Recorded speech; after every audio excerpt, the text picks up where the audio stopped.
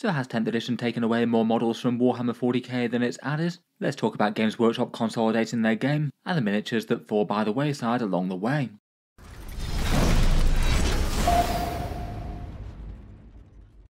Hello and welcome back to Warspecs Tactics, where today I was interested to take a look back at 10th edition so far. And with all the things going to Legends with each codex, I thought it would be interesting to see whether or not Games Workshop have added or removed more miniatures as part of their codex rollout. I think it's safe to say that most people would consider Warhammer 40k to have really quite a lot of units. Depending on exactly how you count them, there's about 26-ish main factions to the game, each one with a good chunk of unique stuff, though obviously there's big discrepancies in there. Space Marines always tend to have the most, and some factions feel decidedly underdeveloped, but in general certainly among the established factions, 40k miniatures and rules ranges have kind of ballooned over the years, particularly before the great reset that they did at 8th edition. Well, they had really quite a lot of legacy rules and units supported for quite a long time, and maybe it felt like the cost of adding new things wasn't quite as big when they'd done new sculpts in metal or finecast in the past. But since 8th edition there's been plenty more, perhaps notably in the Space Marine range given the addition of Primaris units to it without really taking anything away, at least initially. Lots of the staple factions of 40k have or had enormous Forge World ranges as well, giving them a huge back catalogue of kind of rarely seen units for the most part. It does seem that in recent times Games Workshop's been working hard to consolidate and rationalise its 40k game offering, harmonise the rules with the actual miniatures that they sell, and seem to be doing this with a balance of removing things that they haven't got around to updating a fancy new plastic kit for, or just don't have quite as much interest as others, and what emerges at the end of 10th edition will wind up being a far more streamlined game.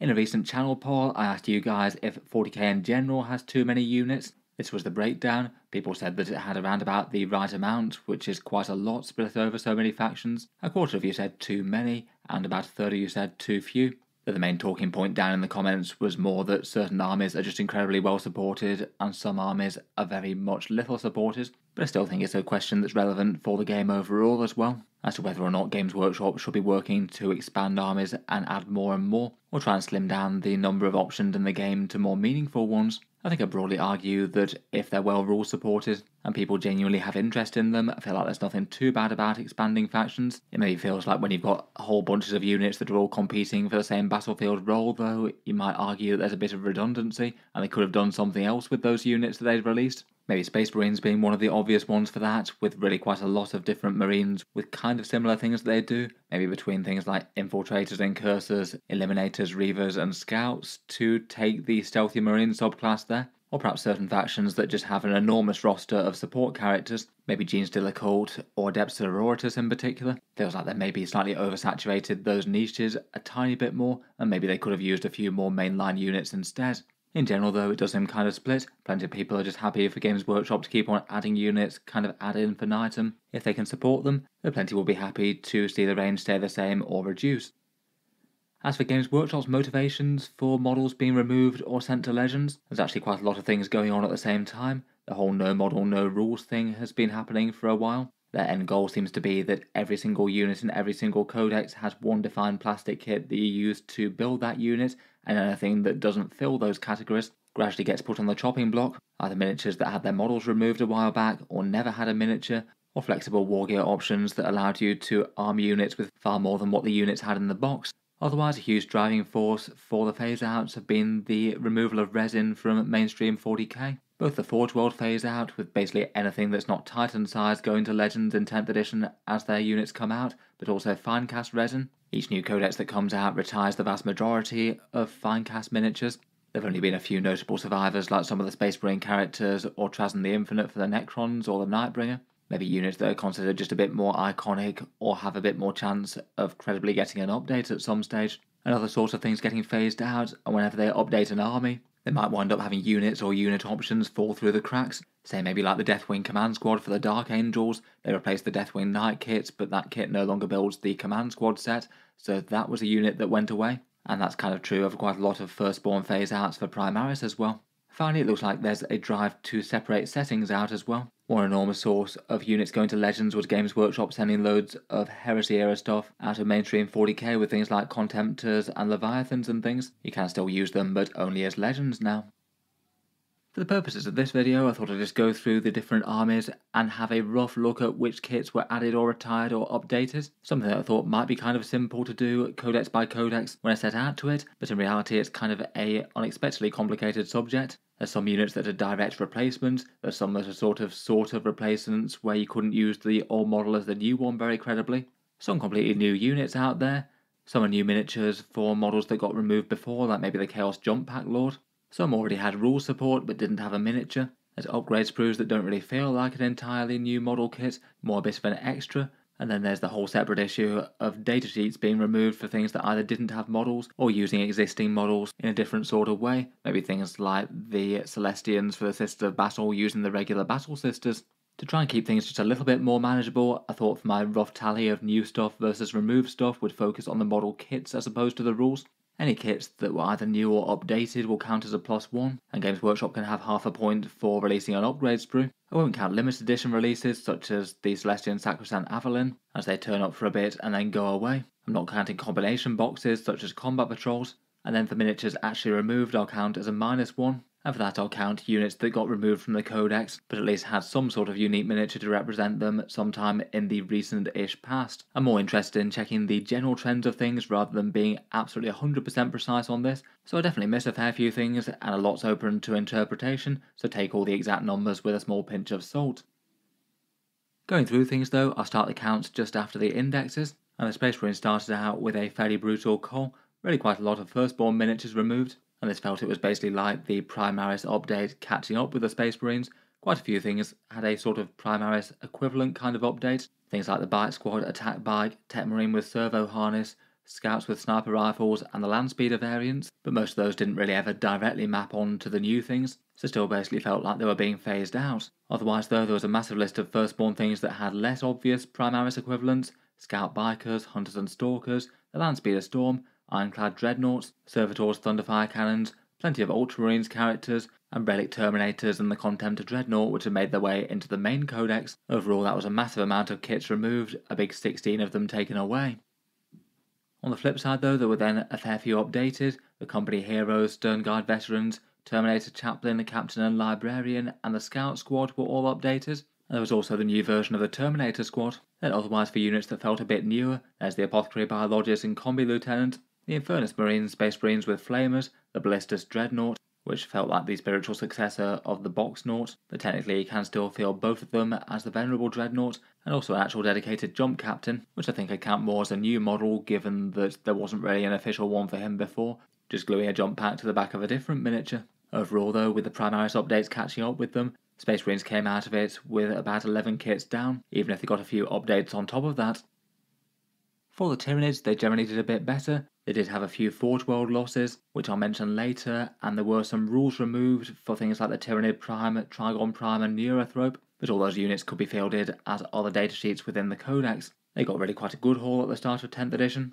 Updated kits for Death Leaper and the Lictor, Termagants, Hormagaunts, Gene Stealers and the Biovore or Pyrovore, and then a rather good haul of kits to expand their options, Neurogaunts, Neurotyrants and a Neurolictor. Plenty of Synapse goodness there. The great big Norn Emissary or Norn Assimilator, the Screamer Killer, which I think I'd count as a new unit, given it never had a dedicated model before, Von Rein's Leapers, and the Psychophage. In general though, it was really quite a big update and expansion of the range, quite a lot of new options to go with a bunch of updates for things that sorely needed it.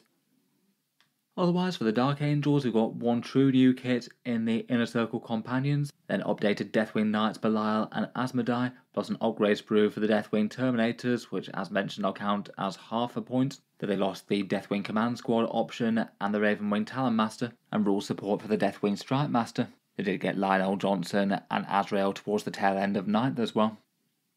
For the Tau, they generally had a big expansion of their Kroot range, as they have 4 new miniatures between 2 different variants of Shaper, the Lone Spear and the Krutox Rampagers, and then 4 have counted as updated, the Carnivores Hounds and Krutox Rider, and I'll put the Flesh Taper down as the updated one, given that they already had 1 Shaper miniature before. The Tau lost 3 of their older options in Ornvar, Longstrike and Ornshi. Finecast kits removed from the Codex. I did also lose some rule support for things like tactical drones and the regular Crisis Commander, though I guess you could still field them in their Codex with different units. Again, Forge World was a big factor for them there, particularly the Tetras.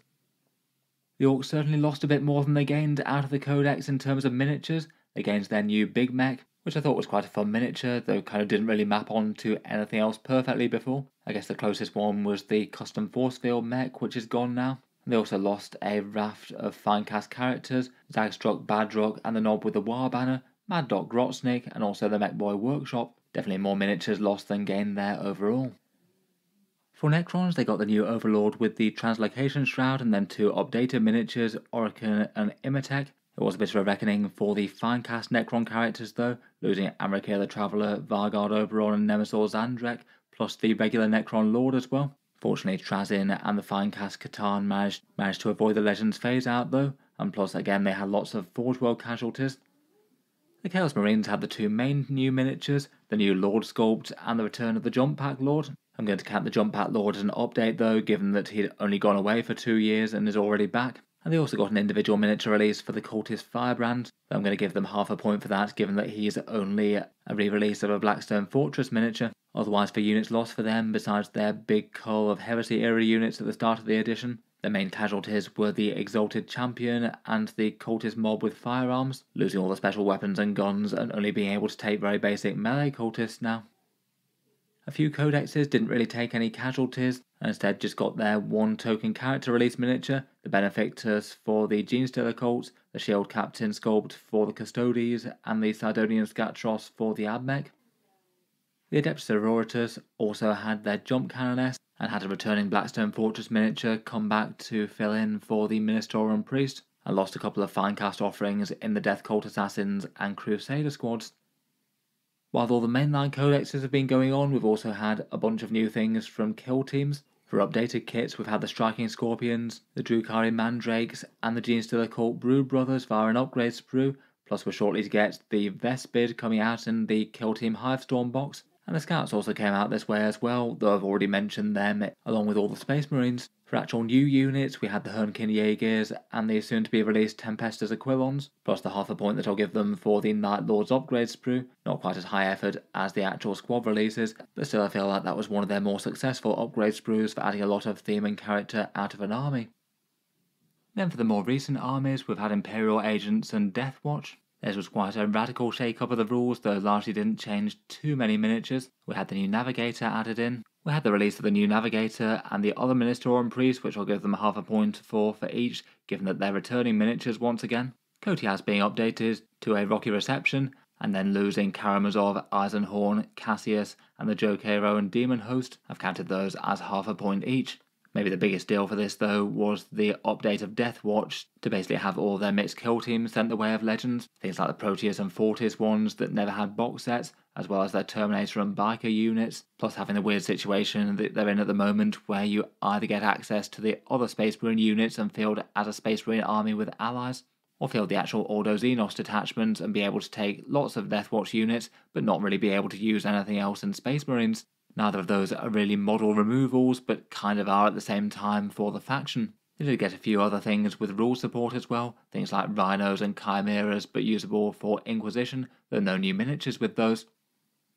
Finally, for Codex releases, we've got the Blood Angels. Again, at the time of recording, we're still waiting on the second half of their release, really. The Blood Angels certainly felt like one where they took away a lot of stuff, along with the updates, though. They lost the Blood Angels Dreadnought kit, which, given that it builds the Librarian, Death Company and Furioso Dreadnoughts, still feels like a loss overall, even if I guess the Furioso already has its spiritual successor in the Brutalis Dreadnought. And then for special characters, we had Brother Corbulo, Gabriel Seth and Captain Tycho go away. And Deathwing basically felt like a loss as well, losing their unique miniature kit and being replaced by an upgrade sprue. The data sheet for the Sanguinary Priest with the jump pack was taken away as well, though that one never had an official miniature to start with, it was just bolt on a jump pack to the on-foot model.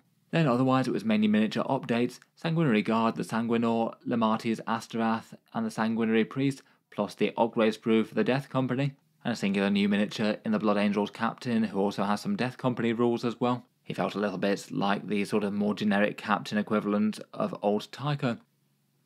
Finally, to cycle back to Forge World, this feels like where a lot of the volume of miniature losses have been over the edition. Basically translating from 9th edition, generally lots of armies having loads of Forge World support, all sorts of weird and wonderful things like different Dreadnought patterns, Heresy era units, of the different demon engines and exotic Xenos things, to basically in 10th edition, where Games Workshop's idea is that anything in Warhammer 40k doesn't really have any Forge World units to go with it, bar really big things like Titanic scale models. One of the very biggest was the Horus Heresy Space Marine retirement, both the Loyalists and the Heretics losing a vast amount of stuff here, particularly painful with things like the Leviathan and Contemptor Dreadnoughts. They'd been pretty common sights on the tabletop in 8th and 9th edition, but beyond that a massive amount of variant tanks and other options. The Admech lost their Secutari and their Termite drills, and then the Chaos basically lost their entire Forge World range as well, things like the Brass Scorpion and Chiton Ravager, despite the fact that they were made for the 40k setting and not the Heresy setting. Just from the ones listed here, very roughly, that means that there's over 32 miniatures going to Legends. I think that'd be quite a lot more than that if I stopped to count every single category and different variant properly. Then beyond the big Heresy turnover, each faction in turn has lost Forge World models when they've come out. The Tyranids had things like the Dimacaron or the Malanthrope, Orcs had their Grot tanks, and the Warblossom Bike and the Knob Bikers. The Tau Empire had their Riptide variants, plus the Tetras, which were a staple unit as a near-mandatory support piece for competitive lists in early 10th edition. The Necrons lost their Wasp-like Acanthrites, Tombstalker and Tomb Sentinel, and a few others, and Chaos Demons lost their big demons in the Index update, and a few more besides. For these ones I know that there's going to be far more that I've not mentioned, but the upshot is that there's really quite a lot, a pretty crazy amount of things with current 40k datasheets that went to Legends. Summing that all up for 10th edition, and these are the rough totals for the units on the scoring system as we've been going along.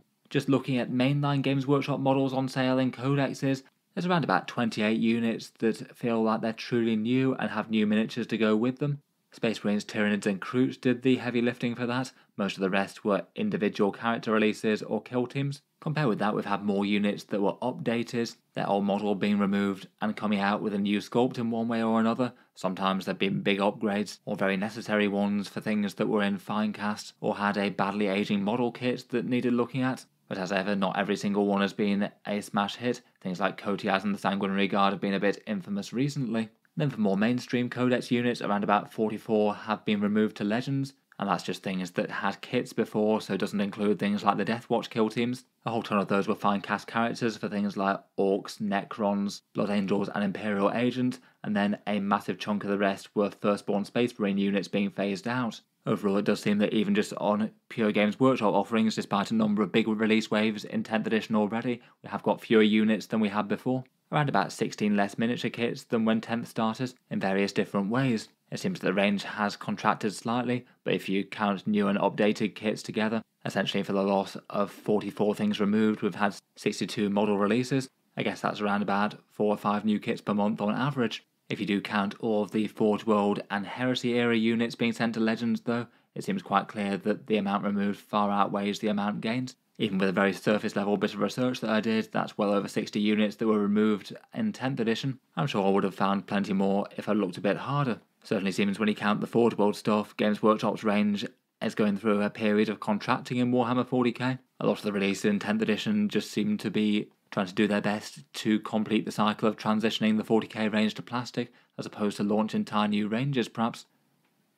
In any case, I'll certainly be interested to hear your takes as to Games Workshop's model releases and the balance of kits added versus kits removed. What do you think have been their best moves in terms of things that they've added or prioritised in 10th edition versus units that they've let slide? I'll leave that there for this one though. If you've enjoyed the video and you'd like to see more like this, then feel free to subscribe to Allspecs Tactics. I'll certainly keep the regular 40k videos coming. I do tend to keep something new coming every day. Finally, if you have been enjoying all the videos on the channel and you'd like to help keep them coming, I would just like to mention that Allspecs Tactics does have a Patreon page as well, and you can find that linked in the video description down below. Channel patrons do get a fair few advantages, seeing certain videos early, regular votes to see what sort of things happen next on the channel, and automatic entry into the regular prize giveaways with a chance to win some big model kits each month. If any of that sounds good to you, or you'd just like to help support, the link is down in the video description. In any case, a massive thank you for listening, and I'll hope to see you guys next time.